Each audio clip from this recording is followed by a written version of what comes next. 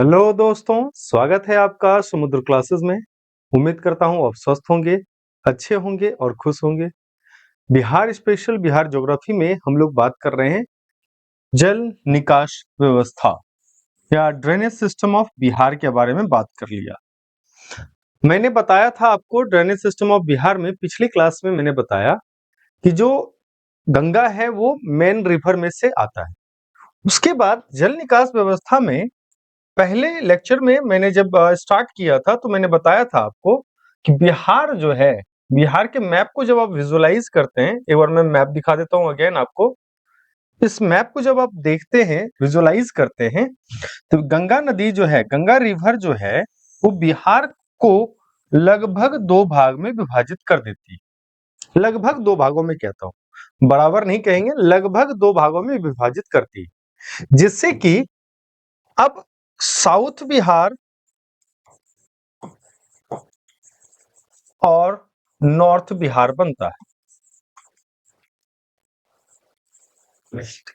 गंगा जो है ये क्या होगी, आपकी मुख्य नदी, मेन रिवर। मुख्य नदी के बाद आप देखेंगे अब इसकी जो है नॉर्थ बिहार में इसकी सहायक नदी होगी और साउथ बिहार में इसकी सहायक नदी होगी, जिसको अंग्रेजी में ट्रिब्यूटरी रिवर्स कहते हैं। ठीक है, तो नॉर्थ बिहार की जब आप देखिएगा तो नॉर्थ बिहार में कई सारे जितने भी सहायक नदियां हैं, जितनी भी सहायक नदियां वो 12 मासी होती है, 12 मासी होती है। मतलब कि हमेशा इसमें जल भरा रहेगा। रीजन क्या है कि ये मुख्यतः जो आने वाली जल है ये हिमालय से होती है, हिमालय रेंज से आने वाली नदियां होती है, जिस कारण से यहां पर देखिएगा कि 12 मास तक जल रहता ही है। लेकिन मानसून के समय, at the time of monsoon, monsoon के समय क्या होता है, इसकी जो वाटर लेवल होता है वो बढ़ जाता है, जिस कारण से नॉर्थ बिहार जो है वो फ्लड प्रोन जोन में आता है, फ्लड प्रोन जोन में काउंट आता है। क्योंकि अगर बिहार को अगर हम देखें, नॉर्थ बिहार और साउथ बिहार को जब हम डिवाइड करते हैं तो नॉर्थ बिहार अधिकतर बाढ़ प्रभावित क्षेत्र में आता है, जबकि नॉर्थ साउथ बिहार जो है उतना बाढ़ प्रभावित क्षेत्र नहीं है। लेकिन बाढ़ प्रभावित क्षेत्र क्या है आपका, नॉर्थ बिहार। इसी नॉर्थ बिहार में जितनी भी नदियां आती है और जो भी नदियां जो है इस गंगा में मिल जाती है, इसी को हम लोग कहते हैं ट्रिब्यूटरी ऑफ साउथ बिहार या उत्तर बिहार की नदियां, उत्तर बिहार की सहायक नदियां। क्या कहेंगे इसको, उत्तर बिहार की सहायक नदियां। आज हम लोग एक एक करके जो है उत्तर बिहार की जितनी भी सहायक नदियां हैं उसको एक एक करके देखेंगे। हम लोग स्टार्ट करेंगे, सबसे पहले हम लोग बात करेंगे घाघरा के बारे में, उसके बाद गंडक, बूढ़ी गंडक, बागमती, कमला, कोसी और महानंदा। ये कितने हो गए, 1 2 3 4 5 6 और 7, 7 जो है ये मेन नॉर्थ बिहार ट्रिब्यूटरी है। नॉर्थ बिहार में ट्रिब्यूटरी या सहायक नदियां हैं उत्तर बिहार में। किसकी सहायक नदी बनेगी, ये गंगा की सहायक नदी बनेगी, क्योंकि गंगा में ही इसका मिलन होगा, बिहार में ही इसका मिलन हो रहा है गंगा में, इसीलिए किसकी सहायक नदी बनेगी, गंगा की सहायक नदी बनेगी। तो एक एक करके हम लोग देखते हैं। सबसे पहला हम लोग देखेंगे घाघरा। घाघरा नदी को अगर आप ध्यान से देखिएगा, चलिए पहले मैं इसको आपको डिक्टेट कर देता हूं, जो पॉइंट्स है उसको मैं समझा देता हूं, उसके बाद मैप में आप लोग खुद देख लेंगे। देखिए, एक सेकेंड, हाँ ओके, हाँ, इसका उद्गम कहाँ है, घाघरा नदी के अगर उद्गम की बात की जाए तो घाघरा नदी का उद्गम कहाँ है, तो तिब्बत से होता है। कहां से होता है, तिब्बत से होता है। इसका नाम है मापचा सांगो। मापचा सांगो जो तिब्बत में है, वहां से घाघरा नदी का उद्गम होता है। और ये नदी घाघरा नदी जो है, जिसे नेपाल में क्या कहा जाता है, तो कर्णाली नदी कहा जाता है, कर्णाली नाम से जाना जाता है। तिब्बत के बाद ये नेपाल में आती है, नेपाल के बाद ये बिहार यूपी में एंटर करते हैं, यूपी में इसको सरयू कहा जाता है। जो कि आप देखिएगा रामायण काल में जिस सरयू नदी का वर्णन है, वो सरयू नदी जो है इसी घाघरा नदी को जो है सरयू नदी अवध के क्षेत्र में, जो अवध है जहां की आप लोग जिसको कि आज अयोध्या कहते हैं, अयोध्या अवध वाले क्षेत्र में इसी नदी को सरयू नदी के नाम से जाना जाता है, या सरयू नदी के नाम से पुकारा जाता है।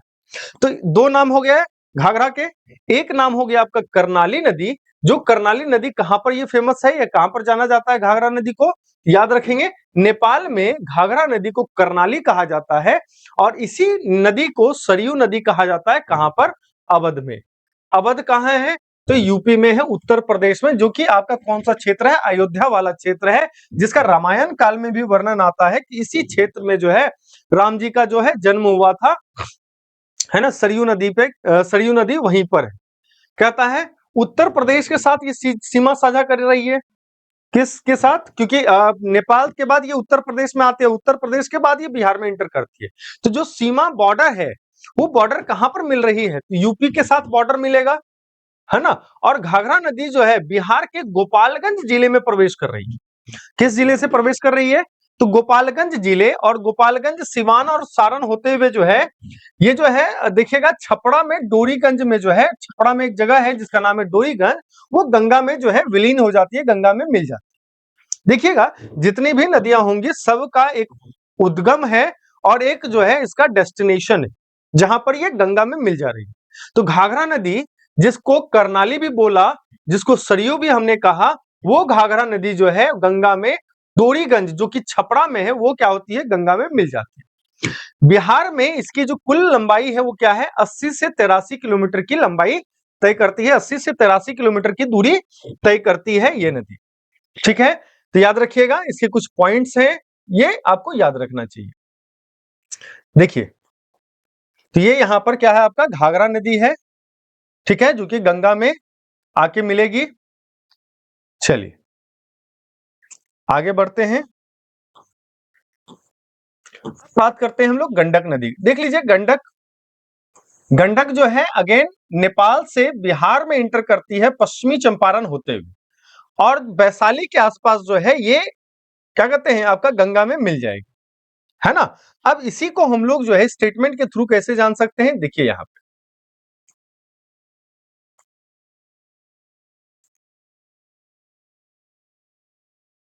चलिए तो ध्यान से देखिएगा। ओहो, चल क्या रहा है, गंडकी नदी, जिसको कि गंडक नदी कहा जाता है, गंडकी नदी, है ना, या फिर इसी नदी को जो है शालिग्रामी भी कहा जाता है, सप्तगंडकी भी कहा जाता है, सदानीरा भी कहा जाता है। कौन सी नदी, गंडक नदी। गंडक नदी जो है उत्तर बिहार की नदी है, जो कि गंगा की सहायक नदी होती है। गंडकी नदी भी कहा जाता है, कहां, नेपाल में, है ना। गंडकी नदी नेपाल और बिहार में बहने वाली एक नदी है, जिसे बड़ी गंडक या केवल गंडक भी कहा जाता है। क्या कहा जाता है, बड़ी गंडक या केवल गंडक भी कहा जाता है। किस नदी को, गंडकी नदी को। तो याद रखिएगा गंडक नदी का नाम याद रखिएगा, कई बार ये पूछ लिया जाता है गंडकी नदी किसे कहा जाता है, तो यहां पर कंफ्यूजन हो सकता है, बूढ़ी गंडक को कहेंगे या गंडक को कहेंगे। तो गंडक नदी जो है इसी को गंडकी नदी कहा जाता है, और इसी को बड़ी गंडक भी कहा जाता है, या फिर इसी को जो है गंडकी या गंडक भी कहा जाता है ना। नेपाल में जो है इसी नदी को, नेपाल में इसी नदी को जो है क्या कहा जाता है, शालिग्राम, शालिग्रामी, है ना, कहा जाता है।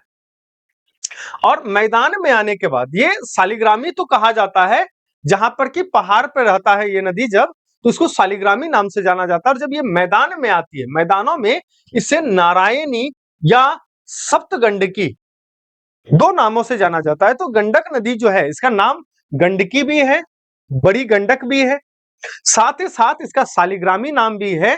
शालिग्रामी नाम पढ़ने का मतलब होता है, जब देखिएगा आप जब पूजा पाठ करवाते हैं, खास करके कौन सा पूजा पाठ, तो ध्यान रखिएगा जब हम लोग सत्यनारायण भगवान का पूजा करवाते हैं, तो एक पंडित जी जो है ब्लैक कलर का स्टोन लेके आते हैं, जो कि जिसको कहते हैं शालिग्राम पत्थर, शालिग्राम पत्थर, ये भगवान विष्णु का सूचक होता है, भगवान विष्णु का एक प्रतीक चिन्ह है।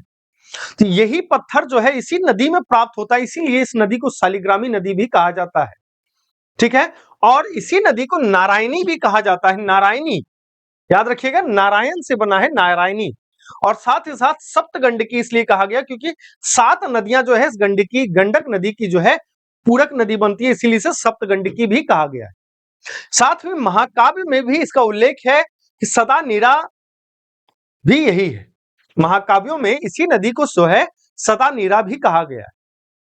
तो कई बार पूछ लिया जाता है सदा नीरा किस नदी को कहते हैं, तो याद रखिएगा गंडकी या बड़ी गंडक या गंडक या फिर नारायणी, शालिग्रामी, सप्तगंडकी, सभी एक ही नाम, एक जगह पर नाम लिख के रट लीजिएगा क्योंकि ये नाम जो है कई बार परीक्षा में पूछ लिए गए।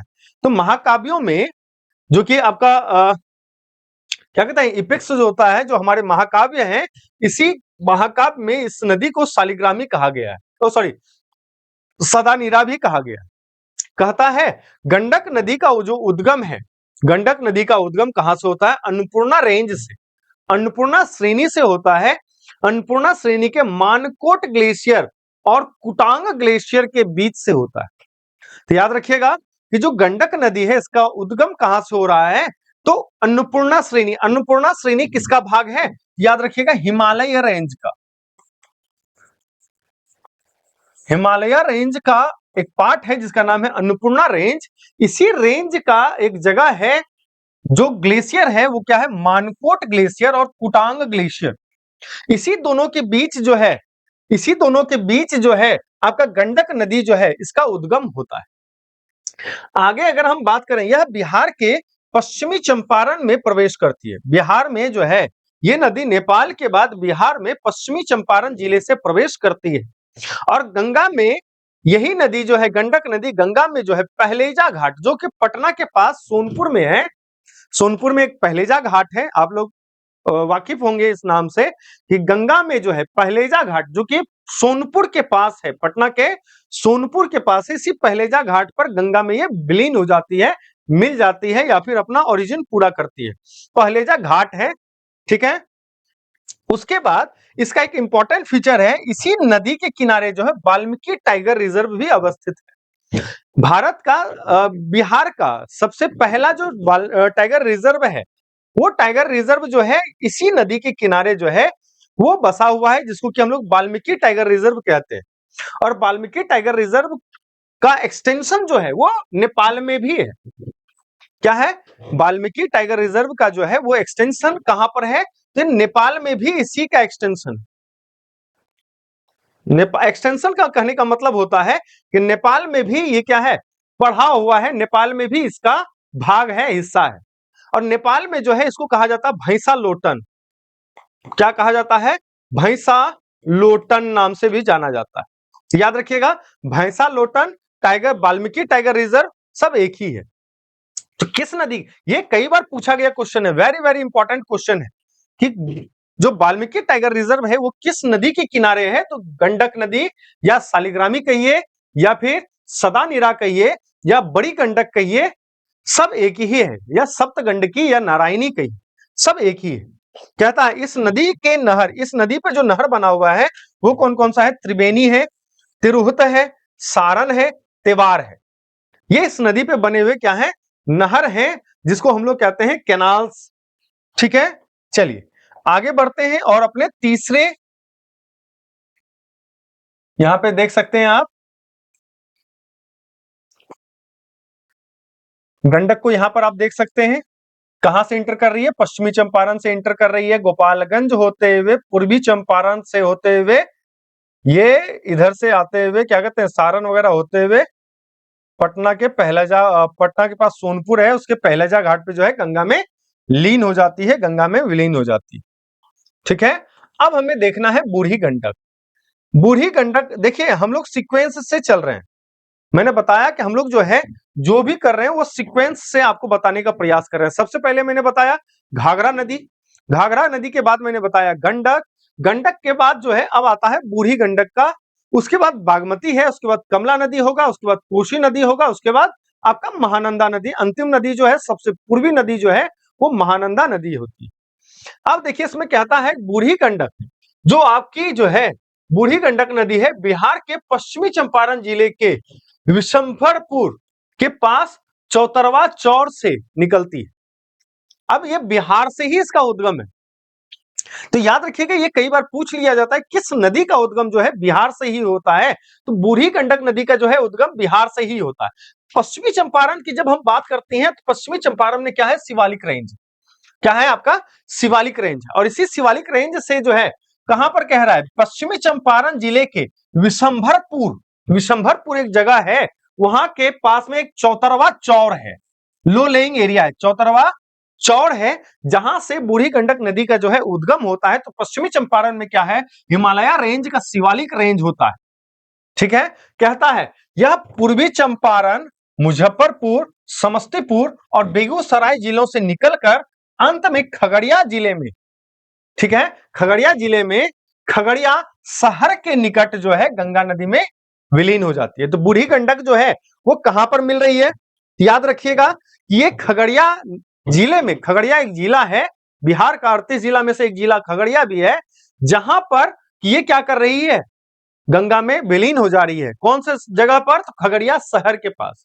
ठीक है, बिहार में इसकी लंबाई जो है वो कितनी है, 320 किलोमीटर। याद रखिएगा बिहार में बूढ़ी गंडक की जो लंबाई है या जो लेंथ है वो कितना है, 320 किलोमीटर। बूढ़ी गंडक के बाद आता है आपका बागमती, बागमती के बाद हम लोग कमला देखेंगे। क्या है, अगली नदी है हमारी बागमती नदी। कहता है बागमती नदी जो है नेपाल में हिमालय की, याद रखिएगा ये पॉइंट आपको याद रखना है कि इसका उद्गम कहां से हो रहा है और कहां पर ये विलीन हो जा रही है। याद रखना है उद्गम कहां से और विलीन कहां से होती है, ये पॉइंट आपको पकड़ के रखना है, कहीं दिक्कत नहीं होगा, कोई प्रश्न आपसे छूटेगा नहीं बिहार स्पेशल। कहता है बागमती नदी नेपाल में कहां से, हिमालय के महाभारत रेंज से, महाभारत रेंज जो है किसका है, हिमालय का एक पार्ट है।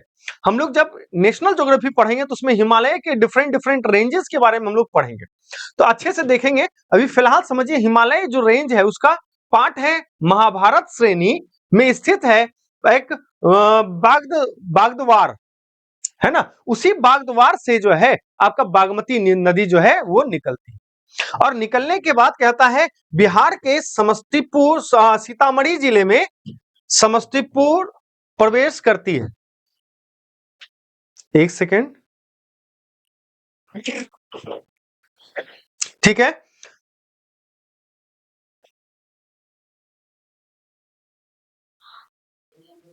ठीक है, चलिए एक काम करता हूं मैं मैप पे दिखाता हूं आपको। बागमती नदी है हमारा, देख लीजिए एक बार, देखिए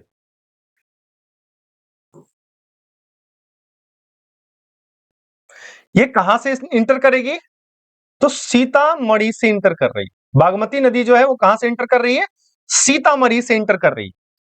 ठीक है, तो याद रखिएगा कहां से इंटर करेगी, तो सीतामढ़ी से इंटर करेगी। ये यहां पर जो है समस्तीपुर प्रवेश करती है, तो समस्तीपुर काट दीजिएगा आप लोग, है ना, कहां से इंटर कर रही है, बिहार के सीतामढ़ी जिले से ये बिहार में इंटर करती है। बिहार में कहां से इंटर कर रही है, तो पॉइंट को लिख लीजिएगा आप लोग कि सीतामढ़ी जिले में, इसको रख दीजिए, सीतामढ़ी जिले से ये प्रवेश करती है। ठीक है, तो बिहार में कहां से, सीतामढ़ी से। उसके बाद बिहार में इस नदी की कुल लंबाई कितनी है, तो 394 किलोमीटर, 394 किलोमीटर जो है बिहार में इस नदी का लंबाई है। लेकिन ये नदी जो है बागमती नदी, अभी तक हमने जो भी नदियां देखी, चाहे वो हमने क्या कहते हैं घाघरा नदी देखा, बूढ़ी गंडक देखा या गंडक नदी देखा, सारी की सारी नदियां जो है किसमें मिल रही है, गंगा में मिल रही है। लेकिन ये एक नदी है कमला और बागमती नदी, जो कि कोसी नदी की सहायक नदी बन जाती है। कहता है कि यह कमला नदी से खगड़िया में मिलकर कोसी नदी में मिल जाती है। ये गंगा में सीधे नहीं मिलती है, डेस्टिनेशन तो इसका आखिर जो है वो गंगा ही है, लेकिन पहले ये कमला में मिलेगी और कमला में मिलने के बाद जो है ये क्या करेगी, कोसी नदी में मिलेगी, बाद में कोसी नदी जो है वो किसमें मिलेगी, गंगा में। कमला नदी से कहां पर मिल रही है? कमला नदी से खगड़िया में मिल रही है। खगड़िया जिला जो है, खगड़िया जिला में जो है ये कमला नदी से मिल जाएगा और कमला नदी जो है कोसी नदी में मिलेगा। यही दो नदियां जो है वो कोसी नदी की पूरक नदी है या कोसी नदी की सहायक बन जाती है। लेकिन आखिरकार जो इसका पानी है वो किसमें जाएगा? गंगा में ही जाएगा ना, इसीलिए ये गंगा की ही सहायक नदी मानी गई है ना। और उत्तर बिहार की नदी है तो थोड़ा सा इंपॉर्टेंट भी हो जाता है, इसीलिए मैंने बता दिया यह कमला नदी में मिलती है। पहले कमला में मिलेगी, उसके बाद खगड़िया क्या कहते हैं, कमला नदी में मिलेगी और उसके बाद कोसी नदी में मिलके ये कहां चली जाएगी? गंगा में मिल जाएगी। चलिए अगली नदी देखते हैं हम लोग। अगली नदी हमारी होगी कोसी नदी, जो कि मधुबनी, दरभंगा, सहरसा, सहरसा में जो है ये कोसी नदी में मिल जाएगी। ठीक है, आगे करके देखते हैं हम लोग इसको। सबसे पहले तो इसका उद्गम कहां हुआ है? कमला रिवर जो है इसका उद्गम कहां होता है? तो याद रखिएगा नेपाल के महाभारत पर्वत श्रृंखला में। कहां पे? महाभारत रेंज। नेपाल में एक महाभारत रेंज है जो हिमालय का पार्ट है, वहां से आपका इस नदी का उद्गम होता है। कौन सा नदी है? कमला नदी। कहता है बिहार राज्य में जयनगर नामक प्रसिद्ध स्थान के पास कमला बिहार के वर्तमान मधुबनी जिले में अवतरित होती है। कह सकते हैं कि बिहार में कमला नदी जो है किस जिले से इंटर करती है? तो वो मधुबनी जिला है जहां से कमला नदी जो है वो बिहार में इंटर करती है या अवतरित होती है, दोनों एक ही चीज है। कहता है जहां उससे अत्यधिक पवित्र नदी के रूप में मान्यता प्राप्त है ना। ये बहुत ही पवित्र नदी माना जाता है कमला नदी। कहां पर? तो याद रखिएगा मधुबनी। मधुबनी में एक जगह है जयनगर, खास करके ये जो जयनगर जगह है वो मधुबनी और नेपाल, कह सकते हैं बिहार और नेपाल का बॉर्डर है। तो उद्गम कहां से? तो उद्गम तो इसका नेपाल से ही है ना, तो इंटर कहां से कर रही है? तो जयनगर से इंटर कर रही है। और जयनगर से इंटर कर रही है तो जयनगर किस जिले में है? तो मधुबनी जिले में है। और वहां जो है इस नदी को जो है बहुत पवित्र नदी के रूप में मान्यता प्राप्त है। कहा जाता है कमला नदी जो है बागमती के साथ मिलकर, कमला नदी जो है बागमती के साथ मिलकर, अभी जस्ट मैंने देखा था बागमती नदी, कि बागमती नदी पहले कमला में मिलेगी, फिर जाके वो कोसी में कमला नदी जो है मिल जाएगी।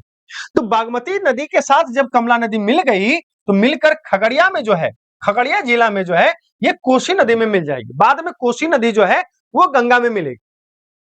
ठीक है, तो अब अगली जो नदी है हमारी कौन सी है? अगली नदी हमारी है कोसी नदी। कोसी नदी के बाद हम लोग महानंदा देखेंगे। तो देखिएगा कोसी नदी जो है बिहार का शोक कहा जाता है ना। बिहार का क्या कहा जाता है? बिहार का शोक कहा जाता है, क्योंकि बहुत ज्यादा पानी ये अपने साथ लेकर के आता है। अब यहां पर अगर आप देखिएगा इस नदी का जो उद्गम है, जो कोसी नदी है, इसका उद्गम कहां है? तो गोसाई स्थान। अब गोसाई स्थान कहां है? तो नेपाल में महाभारत रेंज है। महाभारत रेंज मैं बार बार कह रहा हूं कि नेपाल में ये मोस्टली नेपाल से ही आ रहा है। एक नदी तिब्बत से आया, बाकी नेपाल से आ रहा है।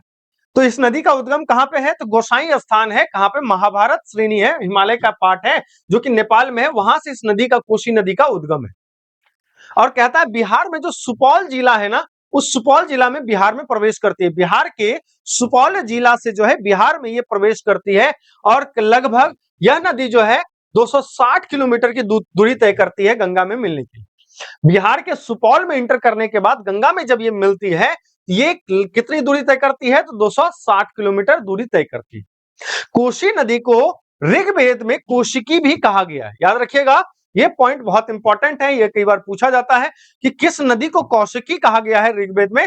याद रखिएगा कोसी नदी को ऋग्वेद में कौशिकी नाम से संबोधित किया गया है। 7 धाराओं के मिलने के कारण जो कोसी नदी है उसे सप्तकोशी भी कहा गया है, जिसमें कि 7 नदियां आकर मिलती है, जिसमें लिख कोशी, सुन कोशी, तमर कोशी, तमड़ा कोशी, है ना, और सुन कोशी, इंद्रावती और दुग्ध कोशी, ये 7 नदियां मिलती है इसमें। क्या कहा? 7 धाराओं से मिलकर सप्तकोशी नदी बनती है। क्या बनती है? सप्तकोशी नदी बनती है। जिस कारण से देखिए इसे बिहार का शोक इसलिए भी कहा जाता है क्योंकि बहुत ज्यादा ये पानी ले लेता है अपने अंदर। बरसात के मौसम में 7 नदी जो है इसके अंदर आके मिल रही है, सप्तकोशी नदी भी बन जाता है ना। 7 धारा मिलने के कारण, जो 7 नदियों की धारा मिलने के कारण इसे सप्तकोशी भी कहा गया, जिसे स्थानीय रूप से कोशी कहा जाता है। लोकली हम लोग क्या कह देते हैं? कोसी। इसको सप्तकोशी भी कहा जाता है। अब सप्तकोशी करने के कारण क्या है? तो अरुण कोशी, तमर कोशी या तमर होगा तोमोरो, लिख कोशी, दुग्ध कोशी, तमर कोशी, तमरा कोशी, है ना, सुन कोशी और इंद्रावती। ये 7 जो है कोशी नदी के सहायक नदी है, जिस कारण से इसे सप्त कोशी भी कहा गया। कहता है कुर्सेला, बिहार में जगह है, कटिहार जिला है, उसका नाम जगह है कुर्सेला, ठीक है, कुर्सेला जगह है, उस जगह पर ये गंगा में मिल जाती है, ठीक है। याद रखिएगा कि बिहार में कोसी नदी जो है गंगा में कहां पर मिलती है, तो कोसी जो है वो कटिहार जिला के कुर्सेला नामक क्षेत्र में जो है ये गंगा में लीन हो जाती है, गंगा में मिल जाती है। इस नदी पे जो है कुछ नहरें भी हैं, जैसे पूर्वी कोसी नदी नहर, पश्चिमी कोसी नहर और राजपुर नहर जो है इसी नदी पर बना हुआ है। साथ ही साथ इस कोसी नदी को देखिएगा कि बिहार में जो है, बिहार में पहला और भारत का दूसरा रिवर इंटरलिंकिंग प्रोजेक्ट भी चलेगा। रिवर इंटरलिंकिंग प्रोजेक्ट, ये मैं बताऊंगा कि रिवर इंटरलिंकिंग प्रोजेक्ट जो है पहला भारत में जो है वो केन बेतवा में, उत्तर प्रदेश और मध्य प्रदेश वाले क्षेत्र में आपको केन और बेतवा 2 नदियां हैं। उस देखिए रिवर इंटरलिंकिंग प्रोजेक्ट कुछ नहीं होता, जैसे 2 नदियां हैं, इस नदी में जल है, इस नदी में भी जल है, लेकिन बीच वाला जो एरिया है वो सूखाग्रस्त है। इस सूखाग्रस्त क्षेत्र में जल पहुंचाने के लिए जो है सरकार जो है क्या करती है, 2 नदियों को बीच से कनेक्ट कर देती है। इसी प्रोजेक्ट को कहा जाता है रिवर इंटरलिंकिंग प्रोजेक्ट। तो भारत में 2 रिवर इंटरलिंकिंग प्रोजेक्ट है, एक आपका केन बेतवा वाला हो गया, दूसरा आपका हो जाता है कोसी मेची। इसी नदी, एक और मेची नदी होता है, बहुत छोटी नदी है, इसलिए इसको पढ़ना कोई जरूरी नहीं है, परीक्षा के दृष्टिकोण से बहुत इंपॉर्टेंट नहीं है, लेकिन अब थोड़ा इंपॉर्टेंट होने वाला है, क्योंकि जब रिवर इंटरलिंकिंग प्रोजेक्ट बनेगा इस मेची के बारे में भी आपको कई बार पढ़ना पड़ सकता है। तो ध्यान रखिएगा, जब मैं रिवर इंटरलिंकिंग प्रोजेक्ट या फिर जब मैं बात करूंगा कि नहर कहां बना है, कब बना है, कैसे बना है, उसके बारे में जब मैं बात करूंगा तो इस रिवर इंटरलिंकिंग प्रोजेक्ट के बारे में भी मैं बात करूंगा। तब तक बस नदियों के बारे में हम लोग थोड़ा समझ लेते हैं। समझ में आ गया कोसी नदी। अब देखिए कोसी नदी के बाद जो है अब आपका आता है महानंदा नदी। सॉरी, कौन सी नदी है, एक महानंदा नदी। इसका उद्गम जो है पश्चिम बंगाल से होता है। इस नदी का उद्गम जो है वो कहां से हो रहा है, याद रखिएगा कि जो आपकी महानंदा नदी है उसका उद्गम जो है पश्चिम बंगाल से होता है।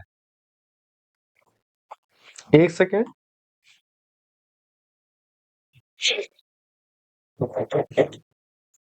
याद रखिएगा ये जो नदी है वो बिहार की सबसे पूर्वी नदी है। ये जो नदी है कौन सी, महानंदा नदी जो है वो बिहार की सबसे पूर्वी नदी। सीक्वेंस में जब आप याद रखिएगा ना तो ज्यादा बेहतर तरीके से आपको याद रहेगा।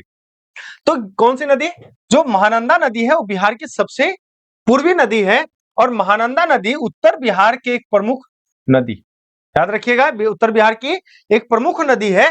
इस नदी का जो उद्गम है वो पश्चिम बंगाल के दार्जिलिंग जिले के करसियांग के 6 किलोमीटर उत्तर हिमालय पर्वतमाला के चिमले चिमले के पास से, याद रखिएगा कहां से है उद्गम, तो पश्चिम बंगाल में, वेस्ट बंगाल में दार्जिलिंग जिला है, वहां पे करसियांग की जगह है, उसके 6 किलोमीटर नॉर्थ में जब हम जाएंगे तो हिमालय पर्वतमाला का एक जगह है चिमले, वहां से इस नदी का उद्गम हुआ। यह नदी जो है बिहार में किशनगंज जिले से प्रवेश करती, कहां से प्रवेश करेगी, किशनगंज जिले से प्रवेश करेगी। और यह नदी जो है गंगा से मनिहारी जो कि कटिहार में है, कटिहार में वहां पर जाकर मिल जाते हैं। देखिए कुर्सेला में कोसी नदी मिल रही है, कटिहार के कुर्सेला नामक जगह पर कोसी नदी मिलेगी, लेकिन कटिहार के मनिहारी जगह पर क्या मिल रही है, आपकी महानंदा नदी जो है गंगा में लीन हो जाती है। अब यहां पर अपने को देखना है, कुछ कुछ पॉइंट्स है हमारे पास, वो देख लीजिए थोड़ा। देखिए एक तरफ मेंशन है नेम ऑफ बेसिन, जैसे घाघरा, गंडक, बूढ़ी गंडक, बागमती, कमला, कोसी, महानंदा, मेन गंगा स्ट्रीम। इसकी जो मेन रिवर है वो याद रखिएगा, घाघरा, गंडक, बूढ़ी गंडक, बागमती, कमला, कोसी, महानंदा और गंगा। ये आपको याद रखने की जरूरत अभी नहीं है फिलहाल कैचमेंट एरिया की, मैं बस लेंथ की बात कर रहा हूं, लेंथ आप लोग याद रखिएगा।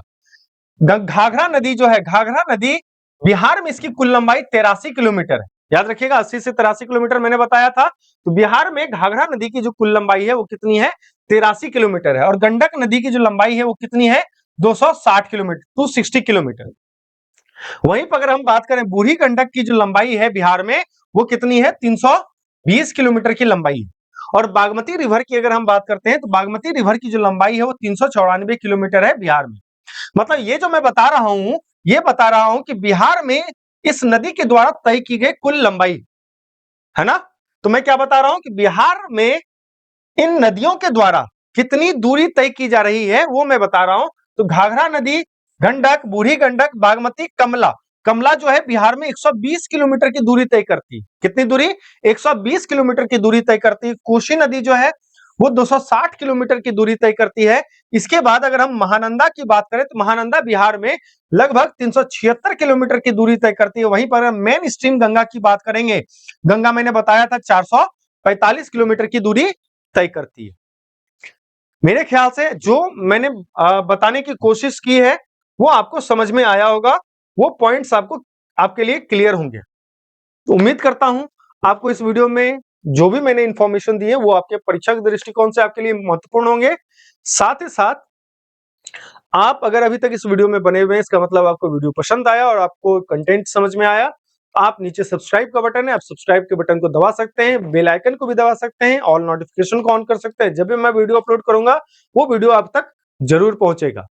और इस वीडियो को अच्छे से देखिए, और अच्छा लगा है तो कोई भी अगर किसी भी प्रकार का कोई सुझाव हो या किसी प्रकार की कोई बात हो तो आप कमेंट बॉक्स में कमेंट करके बता सकते हैं मुझे, मैं कोशिश करूंगा उसको फुलफिल करने का। साथ ही साथ अगर अभी तक आपने वीडियो को दूसरों को शेयर नहीं किया है तो जल्दी जल्दी शेयर करें और जल्दी जल्दी जो है अपने दोस्तों तक भी नॉलेजेबल वीडियो पहुंचाइए। तब तक एंजॉय कीजिए। जय हिंद, जय Bharat, thank you so much.